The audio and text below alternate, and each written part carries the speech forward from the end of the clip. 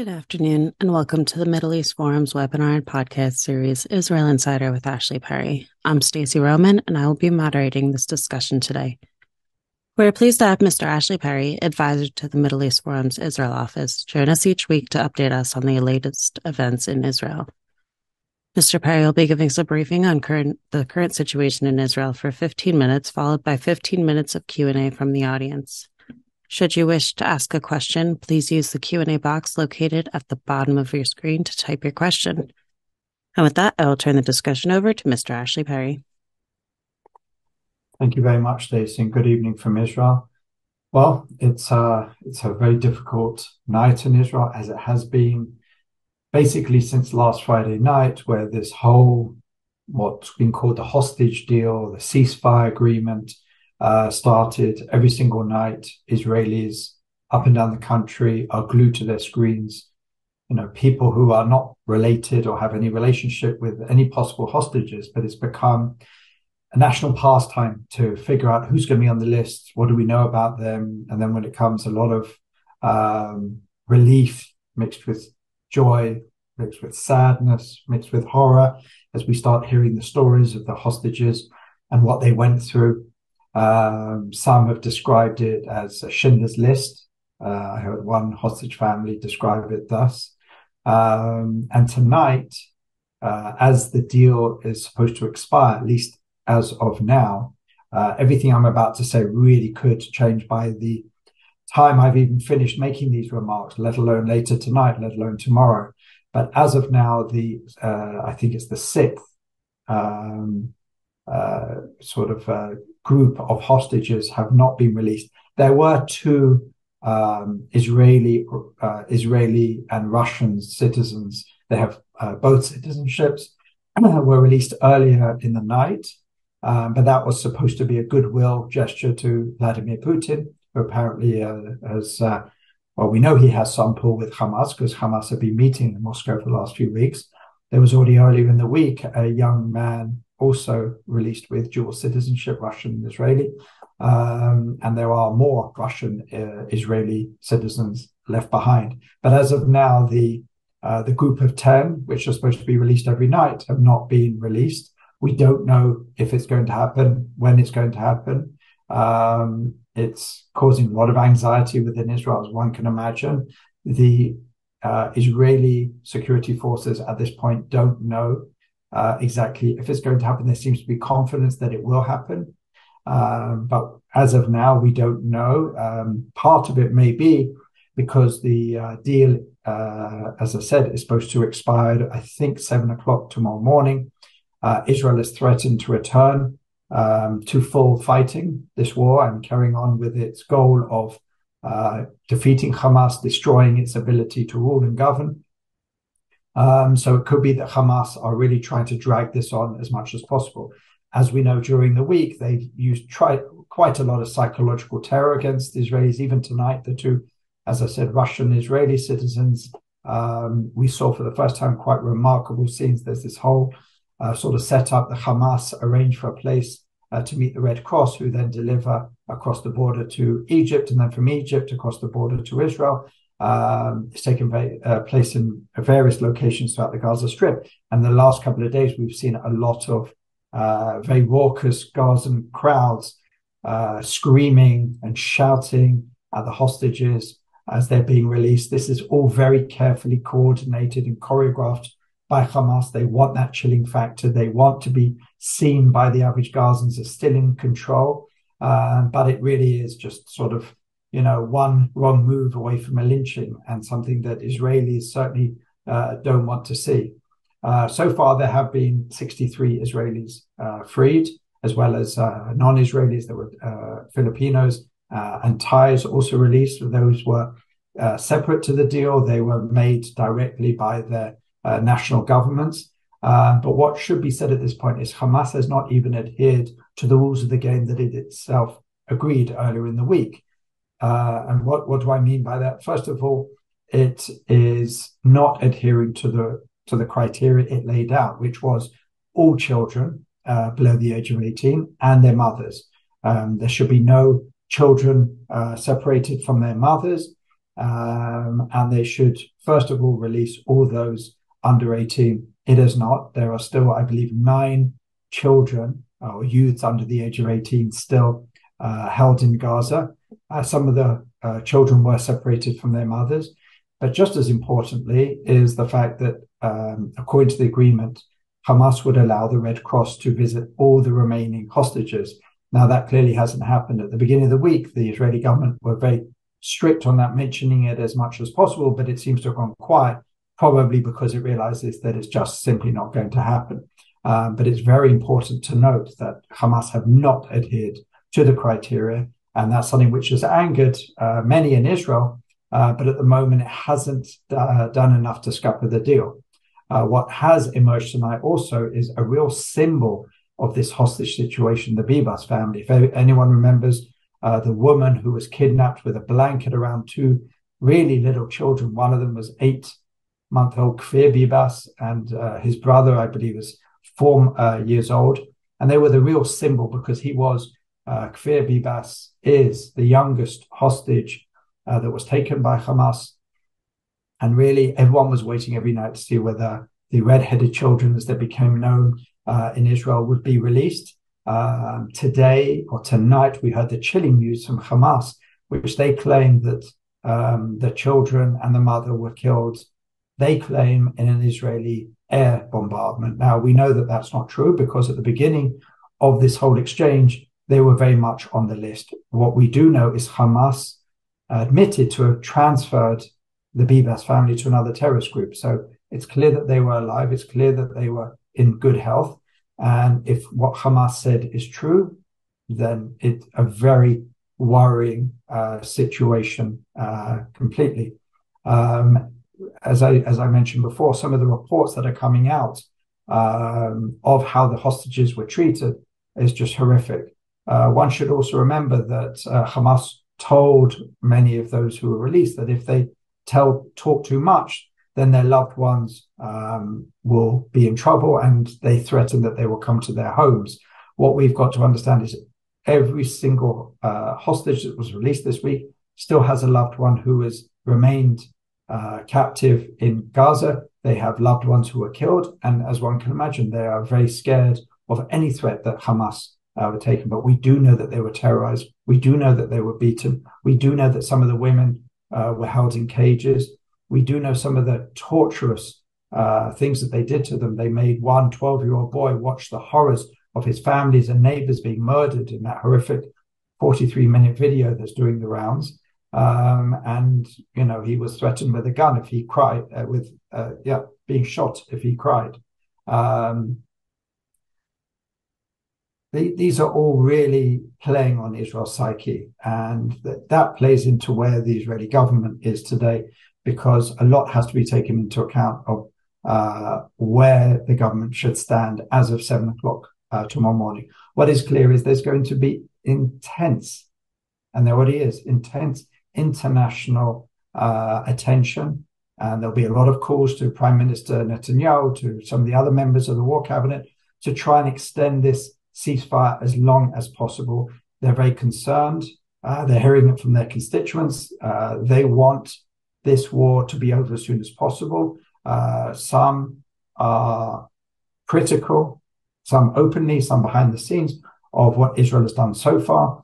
They believe that too many civilians have been killed. Not one of them has actually explained to Israel what it should do to try and minimize civilian casualties. And in fact, I was on international media a few times earlier today, and I was asked about this point. How does Israel minimize the casualties? And I said, well, remarkably, Israel's in a catch-22 situation, because in every other conflict in modern history, the international community, with the UN leading, will help civilians outside to move outside of the arena of conflict. Not only do they help them, they build refugee camps, they move them to other countries over borders.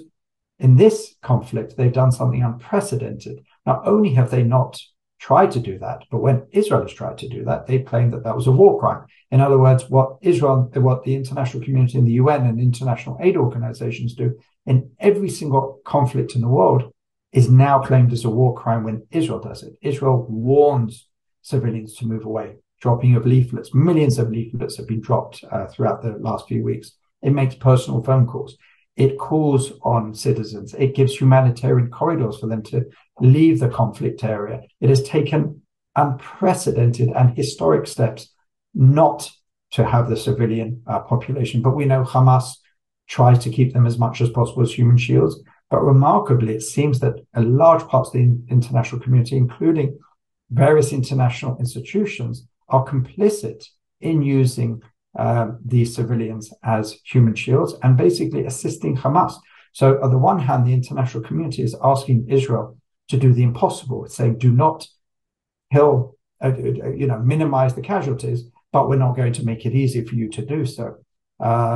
If and when Israel does start the war once again, it really has to deal with these factors because the international community it's going to be under great scrutiny, Israel, about what it does. And as we know, Israel's made tremendous gains up until this ceasefire in the north. It has cleared out most of the Hamas infrastructure in the north. There were attempts during the ceasefire for Hamas to return, trying to push its civilians back into the north, knowing that that is also a violation of ceasefire, but it was largely unsuccessful because Israel stood in their way, as is their right. But the big question is what happens when Israel goes south? It needs to then try and clear out where most of the Hamas terrorists and remaining infrastructure is in the south of the Gaza Strip, while minimizing civilian casualties, but certainly without the help of the international community. In fact, the hindrance of the international community with the criticism that goes with it. Tomorrow, Secretary of State Blinken is to return to the region. It's not coincidental. It's clear that the Americans want an extended ceasefire. At the moment, there is talk of Israel returning to, depends who you listen, basically. Some are saying that Israel will return to the war at 7:00 and any further negotiations will happen under fire. Others are saying that they're optimistic that it could be extended for another 2 days. Perhaps Sunday is the latest day because at the beginning of this ceasefire agreement, there was a limit to 10 days. Not to say that that can't be extended, but that was the government decision. So Secretary of State Blinken will be here tomorrow to really try and move those negotiations forward and also to try and hear from Israel what it's going to do in the next stage of the war. And perhaps, again, to push it more on the day after, with the Americans still pushing the idea of the Palestinian Authority taking over from Gaza. Internally, the situation obviously is in flux. We're in the middle of a war, but interestingly, Benny Gantz of the Blue and White Party, or National Unity Party, I should say, who came into the war cabinet, has said that he is unhappy about the situation. Mostly what he's pointing to is the fact that there was, there has been in the cabinet, and there will be in the Knesset, a vote on the sort of redone budget. Obviously, during times of war, Israel needs as much funds as possible, so they've had to rework a budget which quite simply didn't take into account that we would be in such an extensive war. But there have been these disagreements over what's called coalition money. It's sort of slush money that's given to various parties for their constituencies, which in a time of war seem extremely excessive. Benny Gantz demanded his party vote against the budget because they thought it did not go far enough and take as much of the coalition funding as possible and redirect it to the war effort.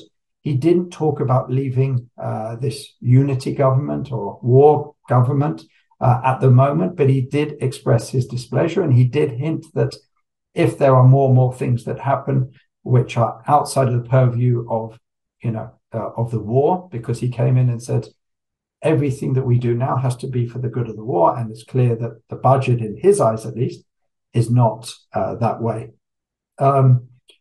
Other arenas, the north has been relatively quiet because the Hezbollah decided to implement the ceasefire at the same time as Hamas, even though they were not party to it, they were not asked, which also tells you something about where Hezbollah are at the moment. Where there hasn't been a ceasefire at all is from Yemen. We've seen Yemen has kept on firing ballistic missiles or unmanned vehicles, drones at Israel so far. They've been shot down either by the US in the Gulf in the Red Sea or Israel. And we saw that act of piracy where the Houthis boarded a shipping vessel and basically took it over and took it back to Yemen with them. There were also reports of attempted piracy by Iranian proxies in the Indian Ocean, but apparently that was repelled. But it's clear that the Houthis are the one party not really adhering to this ceasefire. In Judea and Samaria, Israel has gone in strong over the last few days, especially to Jenin and a few other places, really to try and arrest or kill many of the terrorist organizational leaders, and took out one of the main Islamic Jihad military commanders tonight. So things are happening on all different fronts. As I said, things are in flux at the moment. By tomorrow morning, everything could look different. But I'm happy to take any questions that you have that I might be able to answer at this point. Thank you so much for that. We have quite a few very good questions coming in. So M. Wigder asks, what is the likelihood that pressure from the Biden administration could seriously limit IDF military operations against Hamas in Gaza? Well, obviously, President Biden has a lot of influence. They're about to sign an agreement to supply Israel with a lot of aid, military aid, which Israel needs, because this war is already, I think it's 50 days, and it's probably going to be a lot longer. So Israel does need that. Israel does need the US's support, also the Security Council. So the Americans have a lot of influence. How much influence depends on Netanyahu and his war cabinet, whether they believe that some of the advice which is coming is detrimental to Israel's efforts to secure its borders and to destroy Hamas, which is still, even tonight, is supposedly Prime Minister Netanyahu's supreme goal in this war. But I'm sure that there is a lot of pressure. I'm sure there are significant demands. But Israel is a sovereign country, so it will have to make its own decisions. But it will also listen to its friends and allies, and especially the US, it has to take into account because of the influence that the US has on our military capabilities and also in the diplomatic international front as well.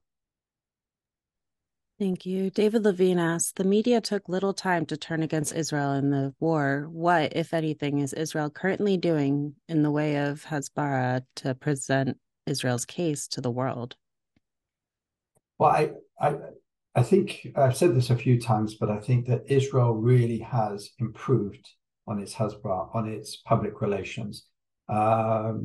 We take the example of the Al-Ahli hospital a few weeks ago, when it is now clear to everybody that an errant Islamic Jihad rocket landed in the car park of the hospital, probably killing a few dozen people. But at first, Hamas claimed that it was 500 plus people and the whole hospital being demolished, and it was Israel. Previous wars, that would have taken days, if not weeks, for Israel to get around, and no one would have cared about the story. But it was in the same news cycle on the same night. It took us 2 to 3 hours, so there is definite improvement. When Israel went in to some of the hospitals, it was very cognizant of the public relations arena, sending in the IDF spokesperson soon after, releasing material, releasing videos, showing photos of the tunnel system, of the place where hostages were probably kept, of the torturous conditions, of the abuse of hospitals and medical facilities. And these were shared. Again, at the end of the day, Israel's always going to be up against it. Firstly, because it's always going to matter, seemingly, to the international community as soon as Israel kills more than it was killed. At first, there was great sympathy, but now Israel is on the attack, and Israel does have pretty strong firepower. The international community doesn't take into account, or parts of it, that Israel doesn't need to send a single soldier into the Gaza Strip. We have an air force, capable of demolishing the whole Gaza Strip, but obviously that would cause a much larger number of casualties. But Israel goes in because it doesn't want to do that. But it doesn't get much credit for that for the international media. And we've seen over the last week, especially some terrible things said by the international media. It was a famous example of a Sky News presenter basically telling an Israeli government spokesperson that because we were releasing 30 Palestinian, by the way, terrorist prisoners, these are not innocent people with blood on their hands, attempted murderers, terrorists, for every 10 Israeli innocent civilians. And they said, why? Is it because you count Palestinian life as less? I mean, it's an absurd question, but what are you supposed to do? And then you have a BBC reporter who reported on that Al-Ahli hospital, and he said, I got it wrong, but I don't regret anything I said. This is one of the most senior BBC correspondents. So there's only a certain amount that Israel can do. And, the Palestinian side does have the numbers. Quite simply, it does. But we have to give credit where credit's due. Israel has been pretty good in this war, in understanding. They have to get out information quickly. They have to give the story. No holds barred. They've shown the worst atrocities in previous conflicts or operations. Israel didn't want to show what our enemies did to us. We wanted to respect the families. We want to respect the dead, the injured, etc. Israel has understood that we can no longer be that, sort of above these things, and we have to ensure that the truth is out there. So I think we've gotten a lot better, but we are always up against it. And there are certain things you just simply can't control, where there are such lies and distortions out there which just do the rounds, and unfortunately also infect the international mainstream media. Speaking of the latest rounds of lies, Eric Selkov asked, the news groups are reporting that most of the Palestinian criminals being released did not have due process or a criminal trial. Is that true? And can you explain that a little further? No, most of them went through a trial, were convicted of attempted murder. Some of the latest lists that Israel gave in, if there is going to be further rounds of hostage releases, are those who were only arrested a few weeks ago. There's the famous case of Ahed Tamimi, who has become quite a core celeb in the Western world. Well, she basically wrote on her social media that I want to eat the hearts of the Zionists and rip their whatever organs out and all this sort of thing. So understandably, in any society, that sort of incitement to violence, incitement to genocide even, would not just go pass in the night. So she was being processed, but she is now on the latest list. But the overwhelming majority of those who are on the list, who have been released, are those with blood on their hands. None of them are murderers. None of them have been convicted of murder, but many of them are attempted murder. So no, that is not true what the questioner heard. Thank you. Adam Perry asked, do you think there is any chance whatsoever of the U.S. or Qatar pressuring any Arab nation to allow in innocent Palestinian refugees as Israel extends their campaign to the south of Gaza? Unfortunately not. That should be an area where there should be consistent and strong pressure, because, as I said, in every single other war, look at just the war on Ukraine from Russia. Poland opened its borders. Many of the other neighboring countries opened their borders. The UN came in. International aid organizations assisted the passage, ensured their safety. Well, here it's not happening. There is absolutely zero pressure on Egypt to do it. Egypt have said that they will not take in one refugee. Jordan have said that they will not take in one refugee, even while 70% of the country are Palestinian. So we're talking about the same people. No, there is no chance at this point that will happen unless the international community say enough is enough. And we're not asking for any permanent residence. We're not asking for any resettlement, even though, again, that's something the UN Refugee Agency sees as one of its durable solutions and has resettled millions of refugees around the world. But even on a temporary basis, to set up a tent city in the Sinai to look after them while the fighting is ongoing is something which appears to be completely out of the question. Again, leaving Israel in that quandary where it's being told to try and minimize civilian lives, but we're not actually going to move any of them or call for the removal of them or open any doors to help them, but still try and engage in in fighting with Hamas, which use human shields and try and pick them out without causing any innocent bloodshed. It just simply doesn't happen, unfortunately. In Iraq and Afghanistan, there were tens of thousands, if not hundreds of thousands, of innocent civilians that were caught up in a moral war. The West was, in Afghanistan, it was trying to fight Al-Qaeda and the Taliban and Saddam Hussein in Iraq. And no one talked to them about the ratio of numbers. No one talked to them about proportionality. No one talked to them about immorality because civilians were being killed. We saw tonight, remarkably, President Herzog bravely gave an interview with Irish media. And we know Ireland, one of the most hostile countries to Israel in Europe. And they basically said, what you're doing is murder. You're killing innocent civilians. That was it. Not how are you killing? Are you maybe not taking enough care? Maybe you could do this, that, or the other. Simply accusing Israel of genocide, simply because innocent civilians are dying. Again, there is no war, there's no conflict in modern history without civilians died. But Israel, again, is being held to an unfair, unreasonable standard. And there's really not much it can do except try and make the case that the international community could provide solutions to these challenges. But as of now, it is not. So just in Israel, are people seeing this more as anti-Semitism or this anti-Zionism that they're trying to distinguish against between? Just what are the thoughts of the Israeli public on that? Well, if we're talking about the international media or some of the international organizations, let's take the UN Women. That's become a big issue.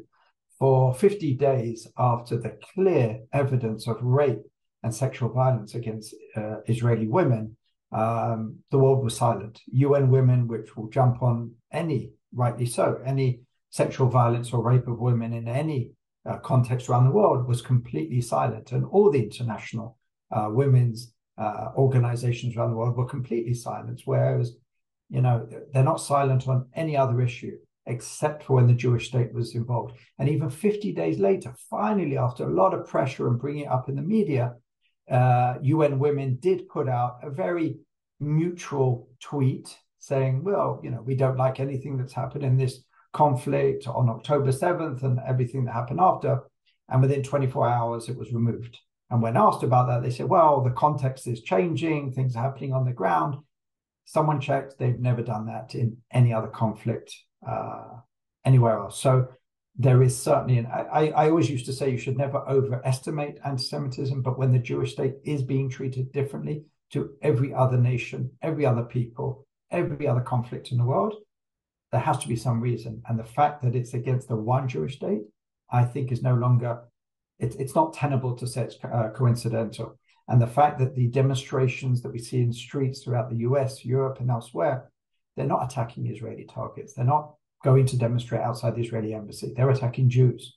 Anti-Semitic attacks have gone up 500, 700% in many places in the West, and they're attacking synagogues. And there was a protester in California who was basically killed. So yes, a lot of it has to do with anti-Semitism, because when you discriminate against the one Jewish state in the world and the one majority Jewish state in the world, I think it's no longer tenable to say that there's no connection to anti-Semitism. Absolutely. Thank you. Barak Korkmaz asks, what will Israel do about the remaining abductees after the hostilities continue? Do you think that there is a chance of a permanent ceasefire between Israel and Hamas? According to the Israeli government, there is no possibility of a permanent ceasefire with Hamas, because that means Hamas is still standing. The Israeli government has been very firm from the beginning that says this war will only end when Hamas have been defeated and destroyed. If Hamas want this war to finish tomorrow, they just have to surrender. They're not going to do that. So the war will go on. Israel has made the case, and I think with a certain amount of credibility, that the only reason that this ceasefire took place with the release of hostages is simply because of the pressure that Hamas was under. At the beginning of the war, Hamas wanted to release 2 Israeli prisoners and 7 Thai citizens, and Israel said no to that. And basically, Hamas became more and more flexible. Clearly, they were suffering. According to some of the hostages, the last couple of weeks, they were eating very minimally, but also they noticed that their guards were eating also very minimally. They were under tremendous pressure from Israel's advances. The war was, going in a very, advanced stages. Hamas's infrastructure was being destroyed. And that is what brought Hamas to the table. So there was a feeling amongst many commentators or people in the army that the way you bring more hostages back is by putting more pressure on Hamas, just like it did through the first few weeks of the war. So there are those who are saying, if we want to get a better deal, because Hamas are clearly playing with us at this point, is we have to return to the war and then put as much pressure as possible on Yahya Sinwar and those around him to really, give up even more, to the point where a lot more hostages are released. But that can only be done on the battlefield. Yes, thank you so much. We still have quite a few fantastic questions. I wish we had time for all of them, but There's always next week. There's always next week, absolutely. Although things change in a minute there. So we've come to the close of our webinar and podcast. Ashley, thank you so much for taking time to update us this week. Thank you. For our viewers and listeners, please note there will be no webinar this Friday, December 1st. Thank you all for joining us, and I hope you have a wonderful day.